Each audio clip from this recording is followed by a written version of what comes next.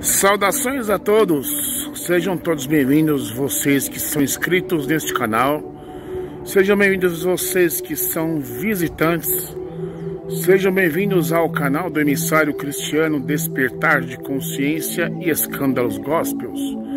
Chegamos à parte 6 desta minissérie e estamos abordando aqui o assunto da Igreja Adventista do Sétimo Dia e a colportagem, né, gente? Tem muita gente dizendo pra mim que aquilo que eu conto na colportagem aí, nos vídeos que eu postei aí, aquilo que eu falei sobre o que acontece dentro de uma casa de colportores e colportoras, dizem que é tudo mentira. O emissário cristiano tá mentindo, né?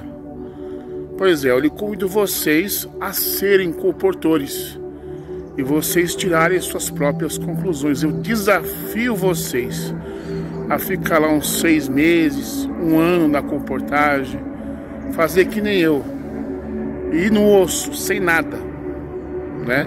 Ou você que trabalha, nas suas férias, você ir lá colportar, né? E tirar suas próprias conclusões e dar sua cara a tapa e fazer um vídeo e colocar no YouTube lá, e colocar a minha experiência na colportagem, a experiência positiva e a negativa. Aí você conta, eu duvido você fazer isso, tá? Na parte 6 que vamos abordar agora, eu vou contar como que eu consegui me libertar do adventismo e obviamente da colportagem. Não, eu já contei para vocês que a colportagem é algo bom, mas me livrar do ser humano colportor. A gente abordou aí na parte 5 aí o comportamento, o mau caratismo de alguns colportores, né? Não todos, né? E como é que o emissário cristiano conseguiu se libertar da senzala gospel do adventismo? O que eu posso dizer para vocês é que não foi de um dia para o outro, não, tá? Depois que eu saí da colportagem, eu continuei frequentando a Igreja Adventista do meu bairro, né, do Lausanne Paulista, de vez em quando, não como antes, né, indo de vez em quando, sim, de vez em quando, não, no sábado, um JA, né, enfim, botava minhas caras lá de vez em quando.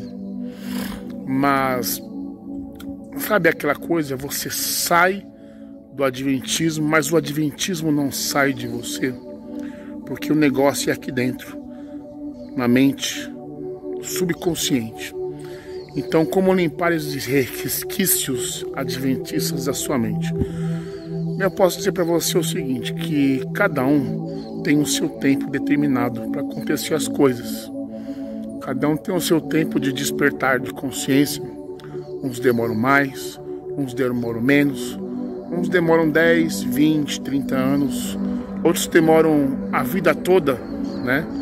E vão se libertar lá numa certa idade bem avançada, ou pessoas que nem eu, que ficou aí 30 anos em todo o sistema religioso cristão, né? E que finalmente se libertou. Não foi fácil, mas a única forma de você viver-se livre disso tudo, a primeira coisa que você deve fazer é o quê? Procurar no YouTube testemunhos de pessoas que tiveram lá muitos anos e que saiu do adventismo, da colportagem, principalmente pastores, tá? Ex-pastores. Por que que eles saíram? Você pega lá uns 10, faz uma análise e você vai conhecer coisas que você como membro não sabia, né? Outra coisa também que me chamou muita atenção é que eu fui no YouTube e procurava por esses testemunhos, o que dava mais peso, né? Testemunho de ex-pastor adventista, né? E um deles, um desses vídeos foi no canal no YouTube, né? Onde essa pessoa até chegou a apresentar um livro, né? Chamado Caso White. Eu vou pegar para vocês. E o livro que despertou minha consciência foi este aqui, ó. O caso White, do pastor, ex-pastor adventista Sidney Cleveland, né? Investigação da vida de Ellen White, né? E eu confesso a vocês que esses tipos de materiais são como se fosse mapas que vão trazer a liberdade do labirinto onde você se enfiou, né? Principalmente com o pastor Sidney Cleveland, né? Ex-pastor adventista por 11 anos, e ele faz aqui uma investigação perspicaz sobre a Igreja Adventista do Sétimo Dia e sobre as falácias de Ellen White, né? Vamos estudar com vocês aí algumas coisas que me chamaram a atenção nas palavras do ex-pastor Sidney Cleveland, né? E através deste mapa, claro, eu fui convidado a ler este livro com cuidado, né? E analisá-lo. Bem, quando eu comecei a investigar se aquilo que Sidney Cleveland diz sobre Ellen White, né? Eu comparei as duas partes, né? O que a Igreja Adventista diz, o que Sidney Cleveland afirma, e a conclusão que eu cheguei é que Sidney Cleveland fala a verdade. Cara, eu vou colocar algumas coisas para vocês aqui. O que ele fala me deixou escandalizado. E eu confesso a vocês que eu cheguei a conversar com o Marcelo, né, o adventista aí, que tem mais de 30 anos de adventismo, né? A família toda dele é adventista. 3 gerações, 4 gerações de adventismo, se não me engano.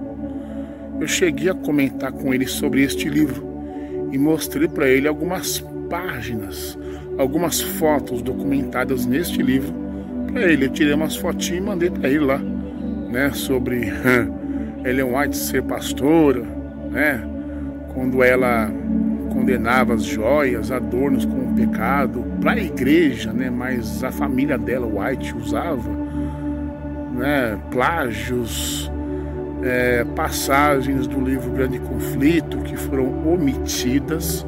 Vou mostrar para vocês isso aí, né? Onde você pega o Grande Conflito hoje, não tem nada a ver com o original mesmo. Então, se eu pegar lá as páginas para vocês lá, e se você tiver um livro Grande Conflito na sua casa e não tiver como tá aqui, vou mostrar para vocês, esse livro é falso, entendeu? É manipulado. Aí vai vir um adventista, não, isso aí só trocaram palavras, mas o sentido é o mesmo. É só pegar as páginas e o que eu vou ler. Você pega o seu Grande Conflito, não aquele condensado. Você pega o grandão, grosso, e compara. Se não tiver igual, filho, esquece, é manipulado. Ok? Então a gente vai analisar esse material aqui, correto? O conteúdo, algumas fotos, algumas curiosidades que me fizeram abandonar, apostatar-se do adventismo, apostatar-se da mentira, do engano, da manipulação, da gambiarra teológica adventista. Quer saber? Vem comigo. Mas antes da gente começar a nossa investigação deste livro, ainda vai rolar a parte 7, é a parte final, onde vou colocar 2 exemplos de 2 adventistas dando seu mau testemunho. Tem esse tipo de adventista assim, adventista fanático, religioso, que fica perseguindo os evangélicos, né? Vocês vão observar na parte 7 a grande incoerência que eles são. Eles pregam uma coisa e vivem outra. E ficam aí criando grupos no WhatsApp, aí perturbando, né? Religiosa. Parece uma inquisição protestante, cara. Impressionante. Lembrando que não tem nada a ver com a vida pessoal dessas pessoas. Nós vamos estar avaliando o caráter delas, o comportamento delas. Mas antes da gente começar nossa investigação, eu convido você que não é inscrito neste canal, se inscreva no canal. Você que não é inscrito, deixe o seu like, deixe seu comentário, compartilhe e solta a vinhetinha.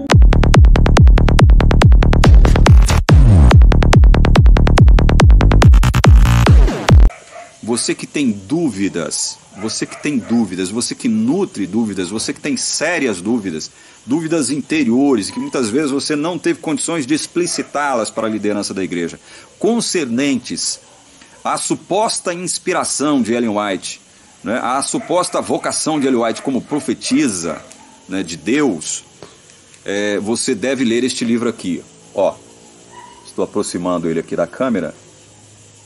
O caso White. O caso White, irmãos, é um exame completo das profecias, dos escritos e das práticas de Ellen White. O pastor que escreveu este livro, o caso White, chama-se Sidney Cleveland. Ele foi pastor da Igreja Adventista por muitos anos. Pois é, o pastor Cleveland avalia suas alegações de inspiração. Alegações de quem? De Ellen White. Ele avalia as alegações de Ellen White de inspiração, sonhos, visões, as doutrinas que ela endossou, seus hábitos pessoais que se opunham ao que ela escreveu e os efeitos de suas reivindicações sobre a Igreja Adventista do Sétimo Dia. Portanto, amados irmãos aqui da TV Caminho Livre, este livro é uma análise bem documentada, farta de fontes primárias, sobre fatos pouco divulgados sobre Ellen White e sua longa história a serviço do Adventismo. Está aqui um livro que você, como Adventista do Sétimo Dia, se você crê que a Igreja Adventista do Sétimo Dia possui a verdade, não tenha medo de ler este livro. Você não deve ter medo de se apossar desse livro e lê-lo, e estudá-lo, inclusive.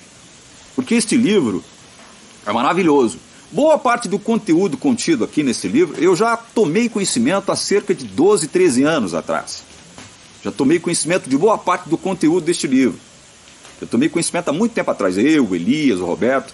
Há muito tempo atrás nós tomamos conhecimentos de boa parte do conteúdo deste livro. Agora outros, não. Tem muita coisa aqui que eu não sabia. Por exemplo, eu vou dar um exemplo para vocês. Aqui neste livro, o pastor Cleveland, ex-pastor adventista, ele posta aqui, inclusive, uma cópia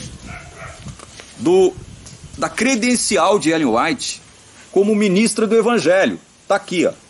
Está aqui a cópia da credencial de Ellen White como pastora da Igreja Adventista do Sétimo Dia. O interessante é que Ellen White sempre negou que havia sido ordenada ao ministério pela Igreja Adventista do Sétimo Dia.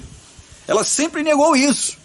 Sempre negou. Não, já foi ordenada? Não, nunca fui ordenada, nunca passei pela ordenação. E o pastor coloca aqui a xerox da ordenação, do certificado, né, das credenciais de Ellen White, né, emitida pela Igreja Adventista do Sétimo Dia, né, confirmando aqui que ela era uma ministra do Evangelho ordenada. Portanto, ela recebia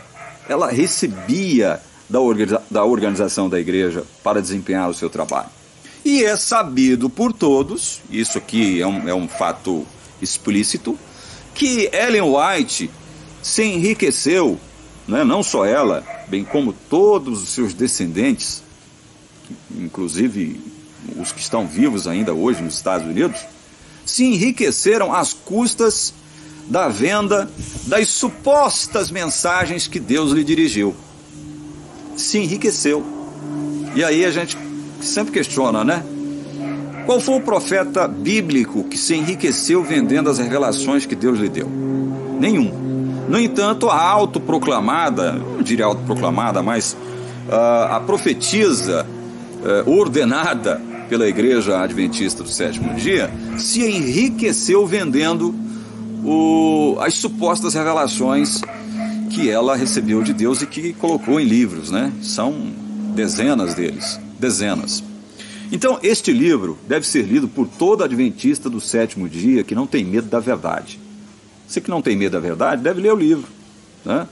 E ele deve ser lido também por todo ex-adventista para que ele possa saber combater essa coisa da inspiração, da suposta inspiração de Ellen White, a autoridade inspiracional de Ellen White como profetisa. Não é saber como combater, saber como objetar, saber como refutar algumas afirmações da igreja concernentes a Ellen White. Deve ser lido por todos esses que têm interesse em conhecer mais a respeito de Ellen White. Quem foi Ellen White de fato e de verdade? Né? O que ela fez durante a vida dela, o que ela afirmou concernente ao Evangelho e a outros assuntos mais. Neste livro, o caso White, do pastor Sidney Cleveland, você obterá aqui um conteúdo rico em informações sobre Ellen White. Lê o livro, ele pertence à editora Reflexão. Eu vou divulgar aqui o telefone Aliás, vou divulgar primeiro o e-mail da editora Reflexão, através do qual você pode pedir este livro aqui. É atendimento@editorareflexão.com.br. atendimento@editorareflexão.com.br. Através deste e-mail você faz o pedido deste livro. Foi por este e-mail que eu pedi a minha edição e já estou terminando a leitura de O Caso White. Lê esse livro, imperdível esse livro. Gente, encerrando esse vídeo, no meu primeiro vídeo que eu gravei aqui para a TV Caminho Livre, eu fiz uma afirmação que foi muito contestado, muito combatido, e ainda sou, por conta dela, de que a Igreja Adventista do Sétimo Dia não conhece o Evangelho verdadeiro, o Evangelho bíblico, essencialmente bíblico. A Igreja não conhece, nunca conheceu. Óbvio que esta afirmação partida de um cara como eu, de uma pessoa como eu, que não tem nenhuma credencial acadêmica, é óbvio que ela é passível de dúvidas, né? De descrédito, de desconfiança. Quem sou eu para afirmar isso, né? Quem sou eu? Perguntam muitos que me assistem aqui, muitos dos meus críticos, né? E de inimigos que eu involuntariamente fiz aqui. Perguntam isso, quem é esse cara para poder afirmar que a Igreja Adventista não conhece o Evangelho, nunca conheceu o Evangelho? Ok, eu não sou nada, eu não sou ninguém, como eu disse, eu sou uma criança, né? Como o Bebezão afirmou que eu sou, né, Bebezão?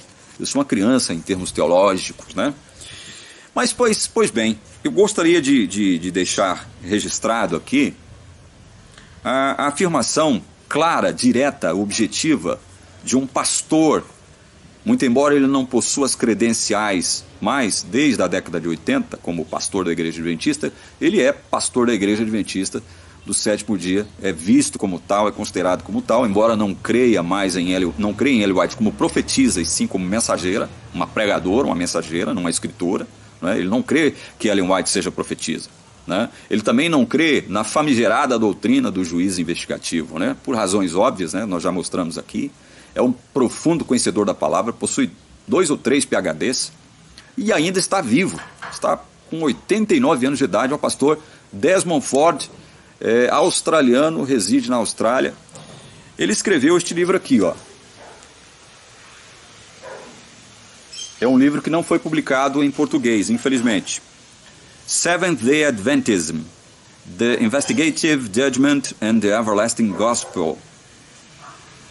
Adventismo do Sétimo Dia, Juízo Investigativo e o Evangelho Eterno.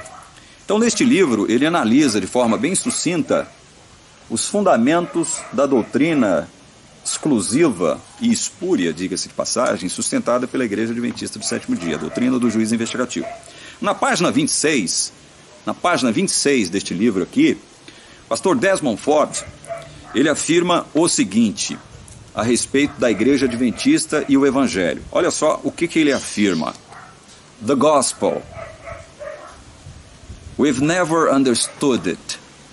O Evangelho. Nós nunca o entendemos. That's why we're marching, ever marching backwards. Por isso que nós estamos marchando, sempre marchando para trás. Quem é que está afirmando aqui agora que a Igreja Adventista nunca conheceu o Evangelho? O verdadeiro Evangelho. Quem é que está afirmando aqui? É um borra-botas como eu? Né? É um Zé Mané como eu? É um teólogo de fundo de quintal? É uma das críticas que eu estou recebendo aqui. Eu me divirto com isso. Sou eu que estou fazendo essa afirmação? Não sou eu. É um homem que tem nada mais, nada menos do que 3 PhDs e é adventista do Sétimo Dia até hoje. O pastor Desmond Ford, homem de Deus, né? Homem de Deus, um homem maravilhoso. É ele que está dizendo aqui que a igreja nunca entendeu o Evangelho. A igreja nunca entendeu mesmo o que é Evangelho. A igreja nunca soube o que é Evangelho. E, nas palavras dele, a igreja, nesse aspecto, ela está, marchando, sempre marchando para trás. tentando construir ou levantar aquilo que Jesus já destruiu lá no passado, né? O legalismo, né? Salvação pelas obras, né? O sinergismo, que é a concepção que admite que na salvação há uma ação de Deus e em contrapartida uma ação humana, ou seja, há uma cooperação, tem que haver uma cooperação humana para que haja salvação, né? Isso é coisa de arminiano. Arminianismo, nós estamos denunciando o arminianismo aqui na TV Caminho Livre desde o primeiro vídeo que eu fiz. Arminianismo é uma praga, arminianismo é uma doença, arminianismo é coisa demoníaca, né? Agora, eu não estou dizendo que todo arminiano é do demônio, não é isso que eu estou afirmando. Não é isso que eu estou afirmando. Seria um estúpido imbecil se eu fizesse tal tipo de afirmação. Dentro do arminianismo tem um povo de Deus, gente maravilhosa, gente do bem, né? Assim como dentro da igreja adventista tem gente maravilhosa, gente do bem. Sidney Cleveland era un ministro ordenado de los adventistas del séptimo día que ministró a 13 iglesias entre 1979 y 1990. Mientras él investigaba para escribir un libro que daba validez a la inspiración divina de Elena G. de White, Cleveland descubrió tantas falsas profecías que se desilusionó. Más adelante publicó sus hallazgos en un libro titulado Blanqueado, desenmascarando los mitos de Elena G. de White. La Iglesia Adventista del Séptimo Día se fundó sobre profecías referentes a la segunda venida de Jesucristo. No es casualidad que la Biblia contenga muchas advertencias sobre falsos profetas. La prueba bíblica de un falso profeta en el Deuteronomio capítulos 13 y 18 es simplemente si la profecía se vuelve realidad o no. Es un hecho registrado en la historia que las siguientes profecías de Elena G. de White no se volvieron realidad como ella había dicho. Luego me fueron señalados algunos que están en gran error al creer que tienen el deber de ir a la vieja Jerusalén y piensan que tienen una obra que hacer allí antes que venga el Señor. Vi que Satanás engañó gravosamente a algunos con respecto a esto. También vi que la vieja Jerusalén nunca será edificada. Exactamente ha sucedido lo opuesto de lo que Elena White predijo entonces. La vieja Jerusalén ha sido edificada desde 1948, cuando Israel se convirtió en nación. Ella estaba completamente equivocada. Y también predijo en sus primeros escritos que acompañaría a los santos vivientes cuando Jesús volviera. Pronto nuestros ojos se dirigieron al este, porque había aparecido una pequeña nube negra del tamaño de la mitad de la mano de un hombre. Todos supimos que era la señal del Hijo del Hombre. Las tumbas se abrieron y en el mismo momento fuimos transformados y arrebatados juntamente con ellos para encontrar al Señor en el aire. La señora White no formó parte de los santos vivientes de su visión. Este evento no ocurrió durante su propia vida. Aún esperamos el regreso glorioso de nuestro Señor Jesucristo. En lugar de reunirse con los santos vivientes durante el regreso de Jesús, la señora White murió el 16 de julio de 1915 y fue sepultada al lado de su esposo James. Otra de sus profecías falló. Igual que otros en su tiempo, la señora White enseñó el inminente fin del mundo para apremiar a sus obreros. En sus primeros escritos en 1850, exhortó a los nuevos convertidos afirmando que solo tenían que esperar unos meses. Pero ahora el tiempo casi se termina, y lo que nosotros hemos aprendido por años, ellos tendrán que aprenderlo en unos meses. Estas no fueron profecías aisladas, sino que lo declaró una y otra vez. En mayo de 1856, en una iglesia de Battle Creek, Michigan, la señora White declaró audazmente: Vi que algunos de los presentes serían alimento para los gusanos, algunos sufrirían las 7 últimas plagas, y algunos serían transportados al cielo en la segunda venida de Cristo sin ver la muerte. En tiempos bíblicos, ella hubiera sido apedreada por ser una falsa profetisa. Elena White no limitó sus profecías a los eventos relacionados con la venida del Señor. También profetizó cómo los gobiernos extranjeros actuarían contra los Estados Unidos. En 1862, predijo la caída de los Estados Unidos después de una gran guerra que involucraría a muchas naciones. Durante la Guerra Civil, profetizó que Inglaterra declararía la guerra contra los estados del norte y los humillaría hasta el polvo. El ángel dijo: cuando Inglaterra declare la guerra, todas las naciones tendrán un interés propio que servir y habrá guerra en general, confusión general. Esta nación será humillada hasta el polvo. La historia ha probado el error total de esta profecía. Inglaterra no declaró la guerra contra los estados del norte. Otras naciones no se le unieron. Los Estados Unidos no fueron humillados hasta el polvo en derrota. La señora White, de nuevo, con claridad para la mente objetiva, profetizou falsamente. Pergunto a você que está assistindo esse vídeo, o que significa esta credencial? Para os mais entendidos, né, essa credencial se trata do pastoreado da dona Ellen White. Ellen White foi pastora. Em 1908, Ellen White preencheu um formulário bibliográfico para a Conferência Geral, afirmando que nunca foi ordenada.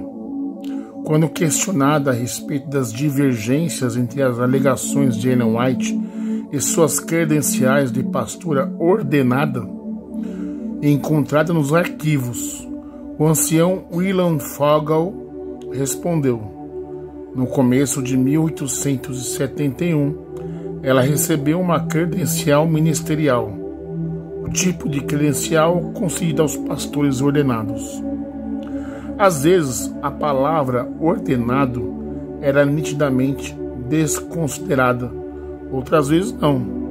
Mas, de acordo com o próprio testemunho de Ellen White, ela não era ordenada. Por que então a igreja lhe dera credenciais de ministério se ela não era ordenada?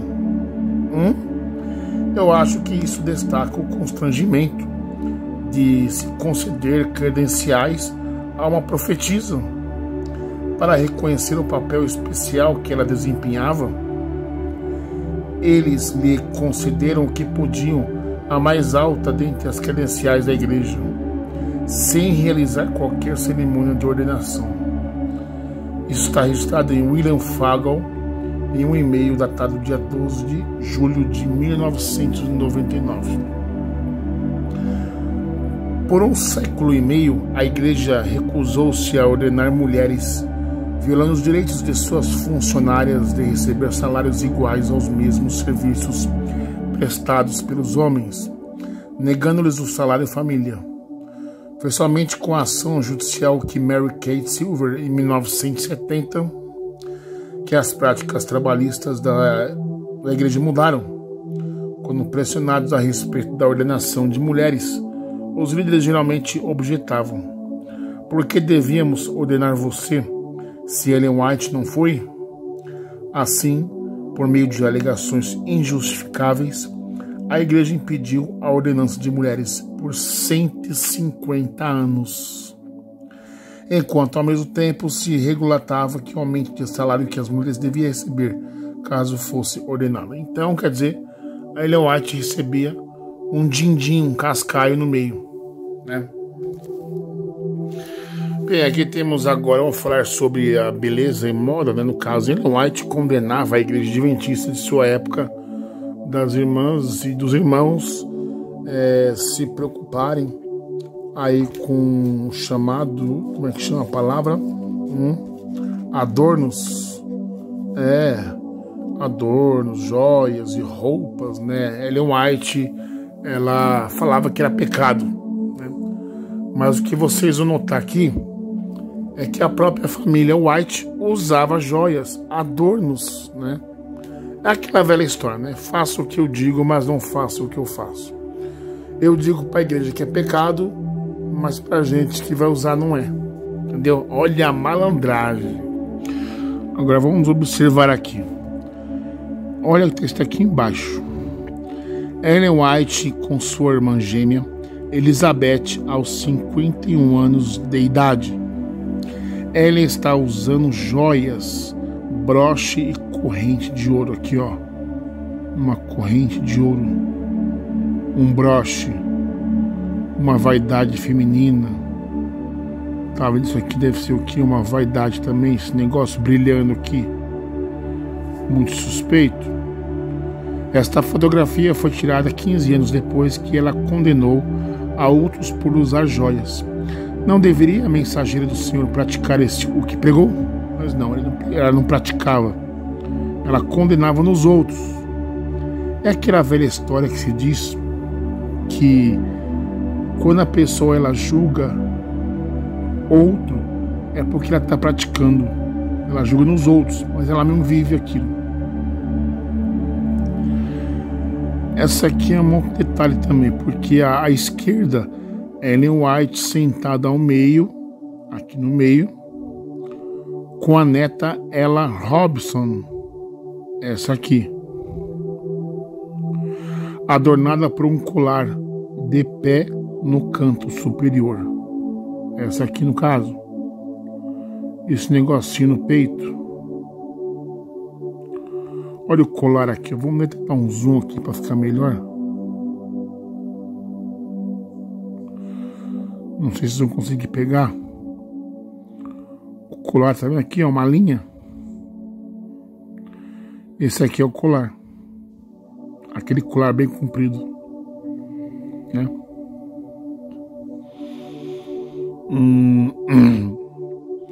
O marido dela, Doris, exibe uma corrente de relógio. Vocês perceberam também isso? Aqui, ó. A correntinha aqui, tá vendo? Aqui dentro tem um relógio. Vaidade masculina. E ela com um colarzão aqui pendurado aqui.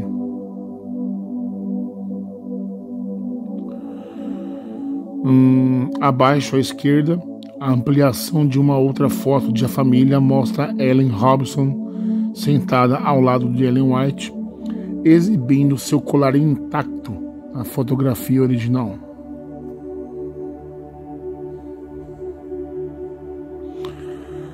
Abaixo à direita, neste caso aqui, a fotografia retocada. Sabe o que é a palavra retocada? É aquela fotografia mexida, né? Que aparece no livro de Arthur White and Goldwhite, The Little Elm's Years, página 243, mostrando Ellen com um ofensivo colar apagado. Olha, colar apagado ou borrado. Tornou-se bastante comum aos artistas da Riverol and Herald apagar cuidadosamente as joias exibidas em fotografias. Dizem que esta prática cessou. No entanto, por 100 anos, os adventistas do sétimo dia foram enganados e levados a crer que seus antepassados rejeitavam os de joias em obediência às mensagens de Ellen White. É aquela velha história. Ela proíbe a igreja, mas seus familiares podiam utilizar-se.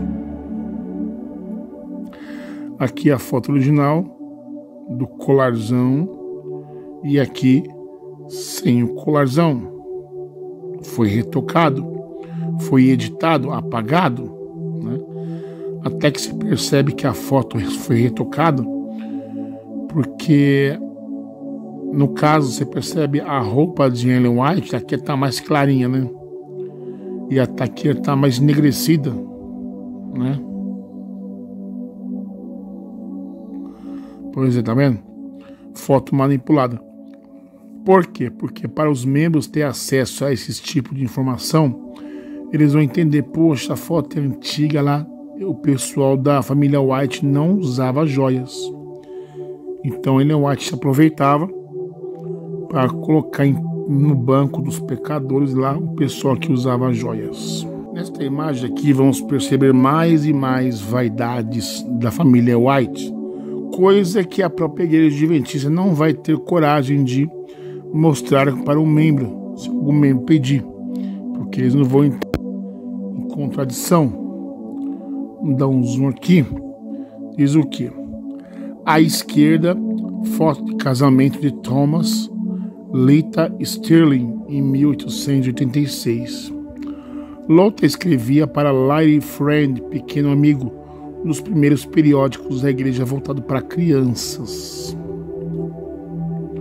Abaixo à direita, Nettie Little era a esposa do responsável pela lavanderia do sanatório de Britt Creek.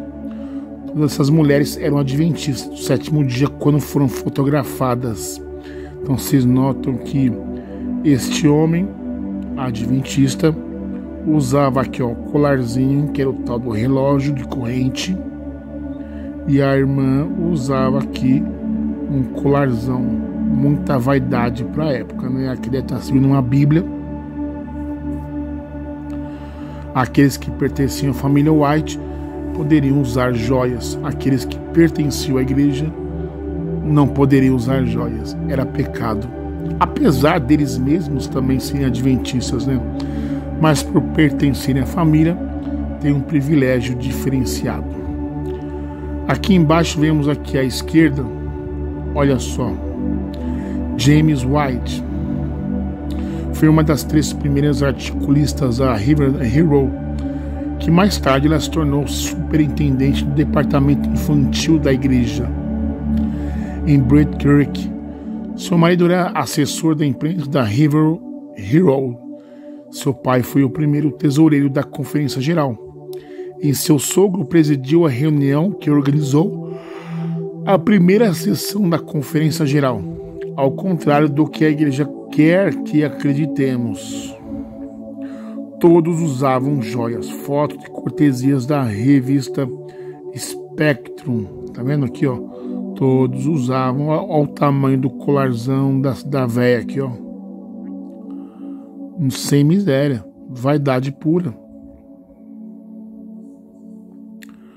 Dá um lançar foto aqui. Senhora Haskell com seu relógio de corrente de ouro. Seu marido era presidente da conferência na Califórnia, um dos membros do comitê geral da conferência, e com frequência acompanhava Ellen White em suas viagens, né? Olha aqui, ó, a correntinha vai ter aqui em cima, ó. Aqui embaixo você vai ver um relógio de ouro. Ao contrário das irmãs da Igreja Adventista dos Sétimos Dias de hoje, elas são tudo feia porque não usam vaidades, não usam joias, né? Querem manter-se a sua beleza natural, mas a família White usava, tá vendo? Olha só. Até mesmo os filhos de fiéis adventistas do sétimo dia usavam joias, como é o caso de Carol Lewis, acima. É só, rapazinho, tá vendo? Olha a joia, joia. E sua irmã Nellie Lewis, à esquerda. Olha só cordão top, hein? Essas fotografias foram tiradas em 1870, muito depois dos seus pais se associarem à Igreja Adventista do Sétimo Dia. Tá vendo? E você, besta irmã, não usa joias porque tá obedecendo a Ellen White, né? Mas o pessoal usava. Aqui temos algumas figuras. Vou tentar aqui pegar. Ó, Elizabeth Miller, Amélia Bloomer, Harriet Austin. Olha que vaidade das mulheres, rapaz. Ellen White em seu vestido de reforma por volta de 1864. As imagens mostram que até nisso ela estava bem atrás do seu tempo. É só Ellen White. O desenho do vestido da reforma de Ellen White, publicado em 1868, 7 anos depois, ela desistiu da ideia. Tá vendo?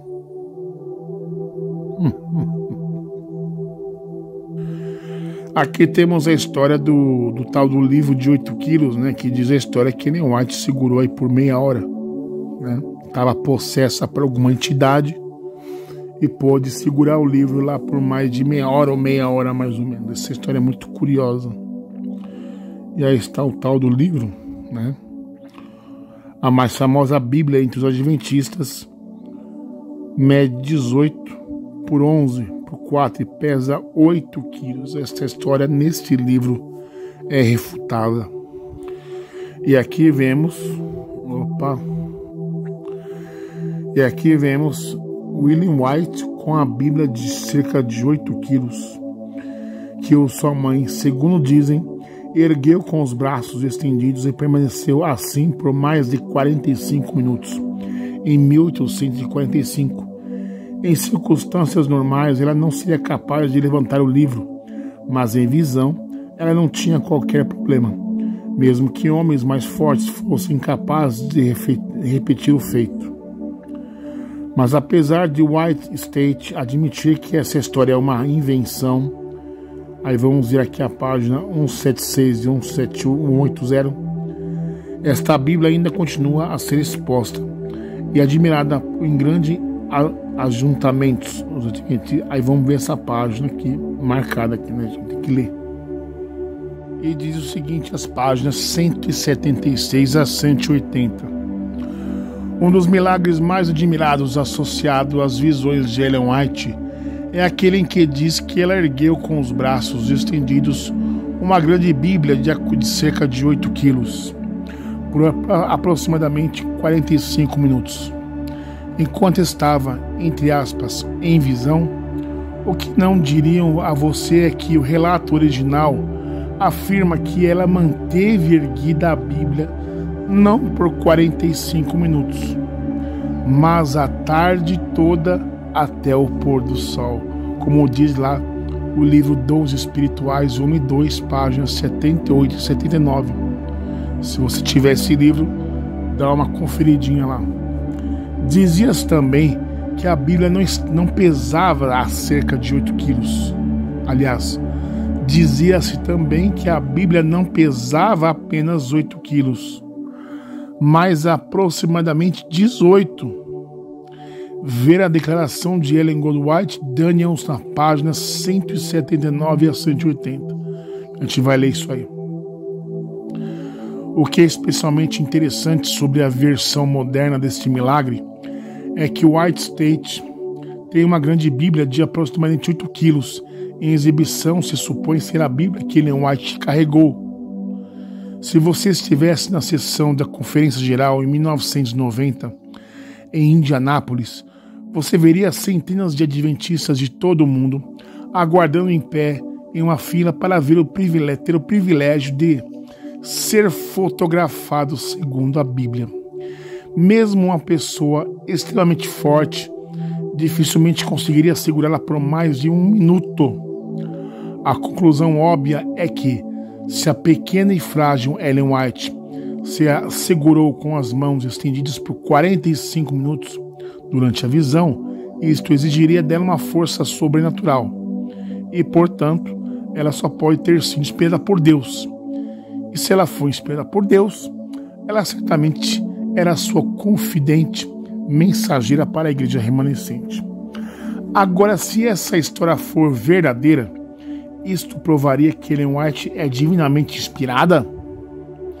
E os gurus indianos de Singapura, que caminham de pés descalços por mais de 9 metros em brasas ardentes sem se queimar, esse milagre não provaria que eles são inspirados por Deus? E o que dizer dos hindus que enfiam ganchos e lanças de cerca de 1 metro de comprimento em sua carne, sem qualquer demonstração de dor? E aí? Ou perda de sangue? Esse milagre não é prova de que eles são inspirados por Deus? Porque os adventistas expressam um grande ceticismo quanto ao milagre, exceto quando associados a Ellen White? Porque os adventistas necessitam ter o ministério de Ellen White confirmado por milagres. Não seria porque interiormente eles desconfiam que o seu ministério é incapaz de ser comprovado por si só. Vocês entenderam? Não é capaz de ser provado por si só, tem que ter milagres enfiados no meio. E quanto a esse milagre em especial, será que Ellen White realmente ergueu aquela Bíblia de 8 quilos com as mãos estendidas por 45 minutos, enquanto estava em visão, como alega a versão moderna? A evidência diz que não, que isso nunca aconteceu. Observe o que o autor Wallace Stuttery descobriu sobre esse assunto. Olha só. Hoje, o White State admite que qualquer evidência de que ela tenha alguma vez erguido uma grande Bíblia por um longo período de tempo é frágil e não pode ser comprovada. Minha assistente em meu último período como professor na Pensilvânia foi uma bisneta da irmã White. Eu discuti esse suposto evento com ela e ela concordou que, sem dúvida, isso jamais aconteceu. Ela telefonou à sua mãe, que trabalhava no White State em Waxstone, e perguntou: por que você ainda mostra uma grande Bíblia às pessoas que chegam quando você sabe que o evento nunca ocorreu? Sua mãe respondeu: mas você deveria ver seus rostos quando eles veem isso. Perceberam? Quando as pessoas veem aquela Bíblia, elas fazem uma expressão facial. E isso é que faz as pessoas felizes, né? Diz o Wallace Strattery, São os Adventistas do Sétimo Dia, Falsos Profetas, página 5. Esta é a resposta moderna à questão. Mas e quanto aos que viveram há mais de 100 anos e trabalharam com Ellen White? Eles acreditavam em seus milagres? Arthur Daniels, presidente da Conferência Geral, que trabalhou em estreita colaboração com Ellen White por 30 anos, alertou os líderes adventistas do sétimo dia. Agora, com referências e evidências dos milagres, eu discordo com alguns dos irmãos que têm reunido provas ou evidências da autenticidade deste dom. Creio que a prova mais contundente é encontrada nos frutos deste dom para a igreja e não em manifestações físicas e externas. Por exemplo, ouvi alguns ministros pregarem, e tenho visto isso também por escrito, que a irmã White certa vez carregou uma pesada Bíblia. Acredito que eles falavam de um peso de cerca de 18 quilos. E com a mão estendida e olhando para os céus, ela citava textos que virava as folhas, as páginas, apontando para eles com os textos com os olhos fitos no céu. Não sei se isso ocorreu, não é fato. Não estou certo. Eu não vi acontecer. E não me recordo de ter conversado com alguém que tenha visto. Concordo, irmãos. Não considero esse tipo de coisa como uma prova incontestável. Não creio ser este o melhor tipo de evidência. Se eu fosse um estranho na audiência ou ouvisse um pregador enaltecendo isso, eu teria minhas dúvidas. Isto é, eu gostaria de saber se ela ouviu o milagre. E teria a dizer que ele não ouviu. Então eu perguntaria: você já encontrou alguém que ele tenha visto? Ele teria que responder: não. Então encontrei. Então não encontrei. Bem, quanto a isso, é genuíno. E quando tem se arrastado para dentro da história, eu não sei. Mas eu não acho que esse seja o tipo de prova que queiramos usar. Faz muito tempo que tenho questionado esse tipo de coisa, com total inserção e de os olhos bem abertos. Isto pode ser comprovado em o exercício deste dom nos primeiros anos, mas certamente não encontrei nos últimos dias. Citado nas minhas conferências bíblicas em 1919, publicada pela revista Spectrum, volume 10, página 1, página 28 ao 29.